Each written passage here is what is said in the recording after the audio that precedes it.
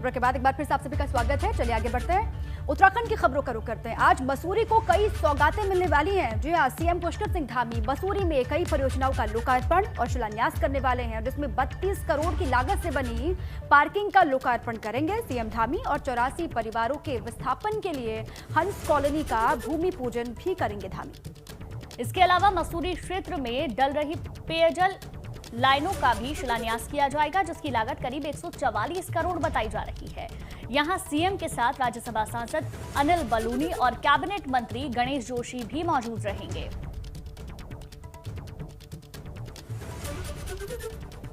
मुख्यमंत्री पुष्कर सिंह धामी और राज्यसभा सांसद अनिल बलूनी यहां पर मसूरी वासियों को बड़ी सौगात देने जा रहे हैं, जहां पर 32 करोड़ की मल्टी लेवल पार्किंग का निर्माण यहां पर मसूरी पेट्रोल पंप के पास किया गया।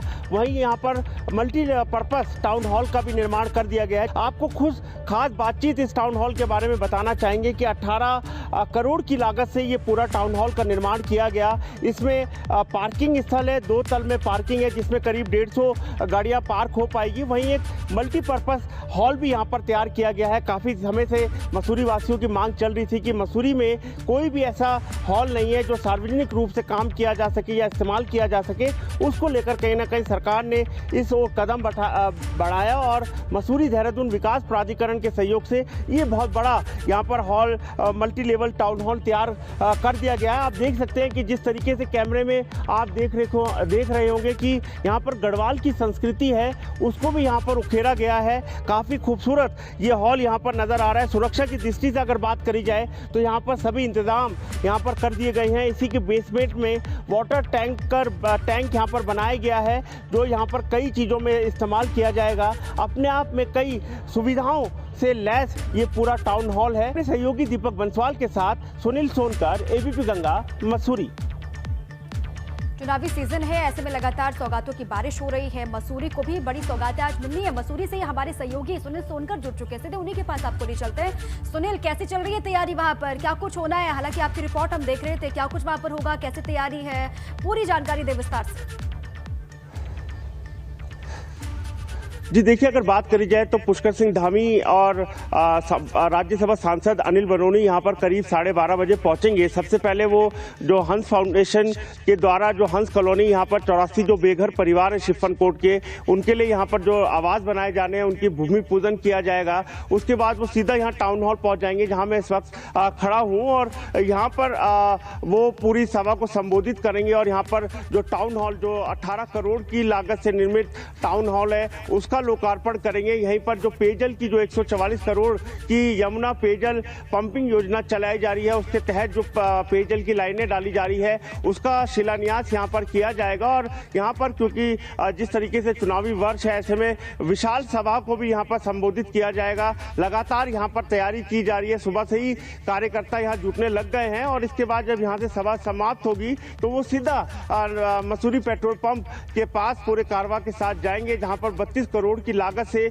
212 वाहनों के कारों के लिए पार्किंग का निर्माण किया गया है, उसका लोकार्पण किया जाएगा। और है क्योंकि मसूरी में एक पार्किंग की बहुत बड़ी दिक्कत थी, उसी को लेकर ये पार्किंग का निर्माण कराया गया। और ये भी माना जा रहा है कि मसूरी की 0 पॉइंट पे 500 कारों का जो पार्किंग है उसका निर्माण कराया जाना है। उसकी भी घोषणा यहाँ पर आज मुख्यमंत्री पुष्कर सिंह धामी कर सकते हैं। तो साफ तौर पर मसूरी को बहुत बड़ी सौगात आज के दिन मिलने जा रही है। और स्थानीय लोगों के साथ जो भाजपा कार्यकर्ता है, उनमें काफी उत्साह देखा जा रहा है और भारी संख्या में यहाँ पर लोग एकत्रित होंगे। जी बिल्कुल सुनील, आज जब मुख्यमंत्री पहुंचेंगे बड़ी सौगातें मिलेंगे और सौगातों का सिलसिला लगातार जारी भी है, क्योंकि चुनाव नजदीक है। बहुत बहुत शुक्रिया आपका हमारे साथ जुड़ने के लिए और तमाम जानकारी के लिए।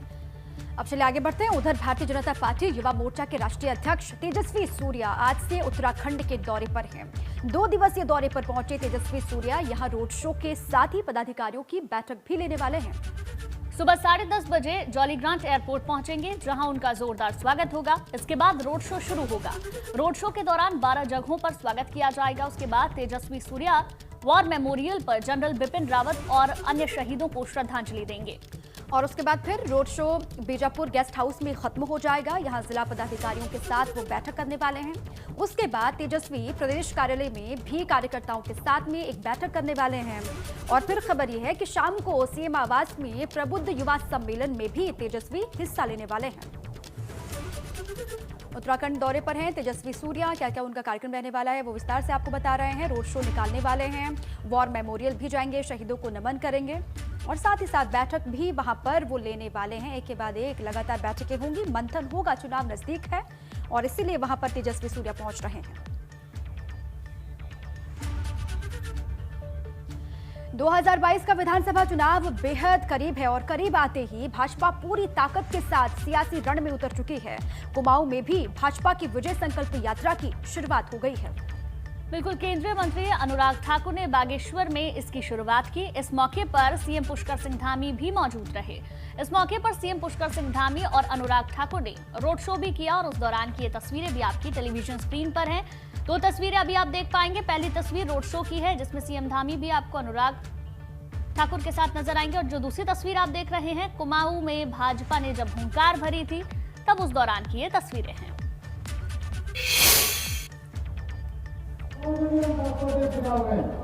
क्योंकि कई बार उसकी प्रक्रिया होती है, जो छोटी छोटी घोषणाएं जो आवश्यकता अनुसार होता है।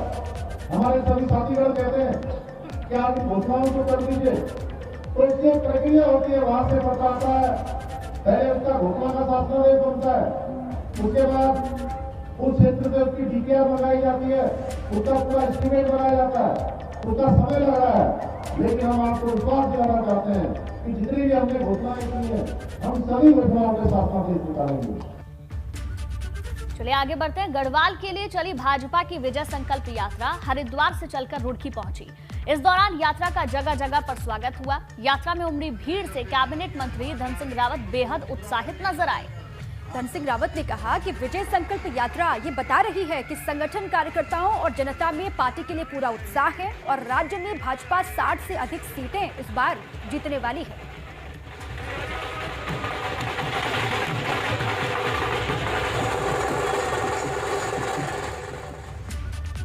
मिशन 2022 को लेकर पहाड़ पर कांग्रेस ने पूरी ताकत झोंक दी है। जीत का दम भर रहे कांग्रेस नेता किसान विजय समारोह में उमड़ी भीड़ देखकर बेहद गदगद दिखे। इसी कार्यक्रम में कांग्रेस ने एक मंच पर दिग्गजों को जुटा करके अपनी शक्ति का प्रदर्शन भी करा दिया है। समारोह में पहुंचे पूर्व मुख्यमंत्री हरीश रावत ने कहा कि यह अभूतपूर्व रैली है। सारा पिथौरागढ़ उमड़ घुमड़ करके आकर ये घोषित कर रहा है कि हमें कांग्रेस को लाना है। ये भीड़ 2022 की जीत की घोषणा कर रही है। पिथौरागढ़ उमड़ घुमड़ करके ये घोषित कर रहा है कि हमको इस बार कांग्रेस को लाना है। 2022 की जीत की घोषणा कर रहा है पिथौरागढ़, मूनाकोट, डीडीहार सब घोषणा कर रहे हैं। उसके लिए मैं हृदय की गहराई से यहाँ के सब लोगों को बहुत बहुत धन्यवाद देता हूँ। और मयूख महर को तो आप लोगों ने एक प्रकार से आज विजेता घोषित कर दिया है, उसके लिए भी आप सब धन्यवाद के पात्र। कांग्रेस हमेशा एक मंच पर है, बाकी हम एक जीवंत पार्टी हैं। जीवंत पार्टी में राय अलग अलग होती है, बिंदुओं पर अलग अलग तरीके से बात करते हैं, लेकिन जिस समय खड़े होने की बात आती है, आगे लड़ने की बात आती है, सब एकजुट। अपने 4 दिवसीय कुमाऊं दौरे के अंतिम दिन मनीष सिसोदिया रुद्रपुर पहुंचे। पार्टी कार्यकर्ताओं की ओर से आयोजित बिजनेस डायलॉग इवेंट में सिसोदिया ने स्थानीय व्यापारियों, उद्योगपतियों को लुभाने की भरपूर कोशिश की। यहां मनीष सिसोदिया ने कहा कि उनकी सरकार ने इंस्पेक्टर राज खत्म किया, एकल खिड़की सिस्टम, हेल्पलाइन नंबर जारी करने सहित 140 समस्याओं के निस्तारण का प्रावधान किया और अगर मौका मिला तो वो दिल्ली मॉडल को उत्तराखंड में भी लागू करेंगे। रेड राज से सरकार ना चलाए, बल्कि व्यापारियों के साथ बैठ के उनको अपना विकास में पार्टनर मान के सरकार चलाए।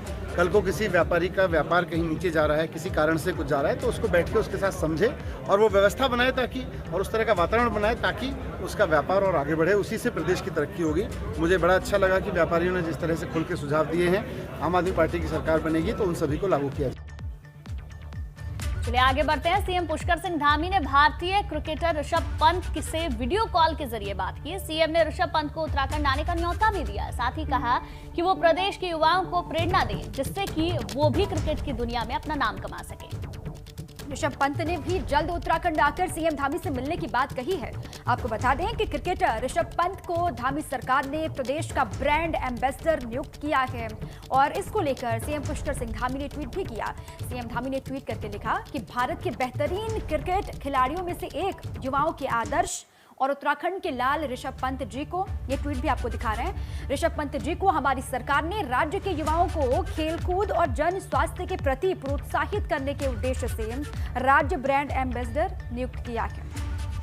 अब पुष्कर सिंह धामी ने वीडियो कॉल में क्या बातचीत की ऋषभ पंत से, चलिए वो भी आपको सुनवा देते हैं।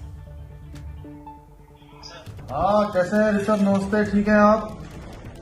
बढ़िया सर, आप कैसे हैं? बस बढ़िया। कैसा चल रहा है आजकल? बस सर प्रैक्टिस वगैरह चल रही थी बस। और आप बताइए सर? बस ठीक है। आइए, कब आएंगे इधर? हम लोग आपको जो है ना यहाँ पर करते हैं, आप आएंगे तो अच्छा लगेगा हम लोगों को। नहीं, थैंक यू अपॉर्चुनिटी देने के लिए मेरे को, बेटा कि मैं उत्तराखंड के लिए कुछ कर पाऊँ आपके साथ। आइए, बहुत सारे बच्चे हैं हमारे, नए नए बच्चे, सब आपसे प्रेरणा लेंगे, सब लोग हैं ना इस फील्ड में और आगे जाएंगे, क्रिकेट की दुनिया को अपनाएंगे। Good evening sir. हाँ, कैसे? तो आपने सुना किस तरीके से उन्होंने ऋषभ पंत से बातचीत की और उन्होंने कहा कि आप उत्तराखंड आइए जल्द से जल्द और जो युवा आपका इंतजार कर रहे हैं उनके बीच में अपनी बातें रखिए, क्योंकि उत्तराखंड के युवा भी चाहते हैं कि वो भी इस क्षेत्र में आगे बढ़ें। अब चलिए आपको दिखाते हैं फटाफट अंदाज में धुआंधार 22।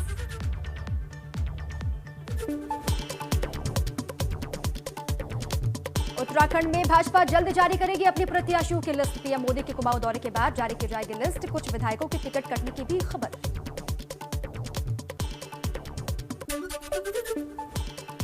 अपने 4 दिवसीय कुमाऊं दौरे के अंतिम दिन रुद्रपुर पहुंचे मनीष सिसोदिया ने व्यापारियों से की मुलाकात। दिल्ली मॉडल को उत्तराखंड में लागू करने का किया वादा। भाजपा ने कुमाऊं में भरी चुनावी हुंकार। बागेश्वर से हुई विजय संकल्प यात्रा की शुरुआत। केंद्रीय मंत्री अनुराग ठाकुर और सीएम धामी ने किया रोड शो।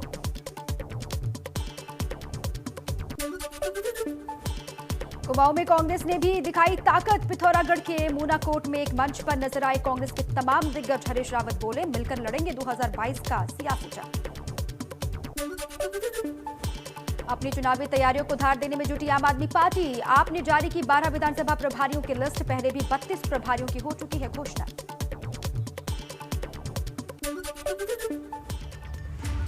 और चलिए दीपा, अब वक्त हो गया है यूपी और उत्तराखंड के मेन नेताओं के चुनावी दौरे पर एक नजर डालने का। आज कहां कौन रहने वाला है, चलिए ये अब मैं आपको बताती हूँ। बिल्कुल, आज कौन सा दिग्गज कहां पर रहने वाला है, कौन कहां से चुनावी हुंकार भरेगा, ये बहुत अहम है। गुंजन, चुनावी समर है और ये वो वक्त है जब नेताजी जनता के बीच ज्यादा दिखाई देते हैं और नेताजी की व्यस्तता भी दोगुनी हो जाती है। और हो भी क्यों ना, चुनाव ही तो तय करते हैं नेता की किस्मत। Over to you Gunjan. बिल्कुल दीपा, मैं आपको बताती हूँ आज कहां किसका दौरा रहने वाला है। आज लखनऊ में कांग्रेस महासचिव प्रियंका गांधी रहने वाली है। कांग्रेस की स्क्रीनिंग कमेटी की बैठक वो लेंगी, जिसमें बेहतर उम्मीदवारों पर मंथन होगा। साथ ही महिलाओं को 40% आरक्षण के तहत टिकट पर भी बैठक में चर्चा की जाएगी। इसके साथ साथ सीएम योगी आदित्यनाथ आज 3 जिलों के धुआंधार दौरे पर जौनपुर रहने वाले हैं, जहां 1500 करोड़ की सौगात देंगे, तो मिर्जापुर को 3037 करोड़ की परियोजनाओं का शिलान्यास और लोकार्पण करेंगे। इसके बाद वो वाराणसी जाएंगे, जहां प्रधानमंत्री के प्रस्तावित कार्यक्रम की समीक्षा योगी आदित्यनाथ करेंगे। सीएम योगी के साथ में जौनपुर और मिर्जापुर में केंद्रीय सड़क एवं परिवहन मंत्री नितिन गडकरी भी मौजूद रहने वाले हैं। सौगात के बाद जनसभा का भी एक कार्यक्रम रहने वाला है। इसके साथ अगले दौरे की अगर बात करें तो आज लखनऊ दौरे पर केंद्रीय राज्य मंत्री मीनाक्षी लेखी रहने वाली है। राजधानी लखनऊ में शाम को आजादी के अमृत महोत्सव कार्यक्रम में वो हिस्सा लेंगी। वहीं आज मसूरी दौरे पर सीएम पुष्कर सिंह धामी रहेंगे। कई परियोजनाओं का लोकार्पण और शिलान्यास के अलावा भूमि पूजन भी वो करेंगे। दीपा, तो ये आज के पूरे दौरे रहे। चुनावी समर में कौन कहां जाने वाला है ये मैंने आपको बताया। Over to you Deepa. बिल्कुल गुंजन, क्योंकि चुनाव में बहुत कम वक्त बाकी है, ऐसे में अलग अलग हिस्सों में लगातार तमाम दिग्गज पहुंच रहे हैं। वहां पर जाकर चुनावी सभाएं भी हो रही हैं। लोगों को ये बताया जा रहा है कि क्या कुछ काम हुआ है और 2022 में वापसी करनी है, इसलिए चुनावी सभाएं गुंजन बहुत अहम हो जाती हैं। और अब बात हाथी की सेफ लड़ाई की, क्योंकि जहां सपा और भाजपा एक दूसरे को खुलकर चुनौती दे रहे हैं, वहीं मायावती सेफ गेम खेल रही है, क्योंकि मायावती की नजर ब्राह्मण, दलित और मुस्लिम वोट वाली उन सीटों पर है जहां से जीत का रास्ता तय करना आसान होगा। लेकिन सवाल बड़ा है कि ब्राह्मण वोट की रट लगा रही बसपा के लिए ब्राह्मण शंख क्या बजाएगा?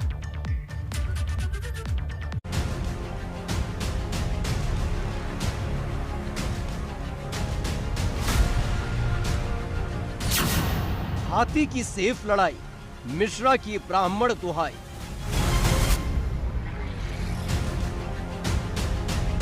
ब्राह्मण वोट पर नजर, क्या 22 में पूरी होगी कसर? 4 बार यूपी की सत्ता का सुख भोगने वाली मायावती की नजर एक बार फिर यूपी में जीत का परचम लहराने की है। मायावती का सपना 5वीं बार लखनऊ की गद्दी पर बैठने का है। माया के इस सपने को हकीकत बनाने के लिए उनके सबसे बड़े सेनापति सतीश चंद्र मिश्र जमीन पर काम कर रहे हैं।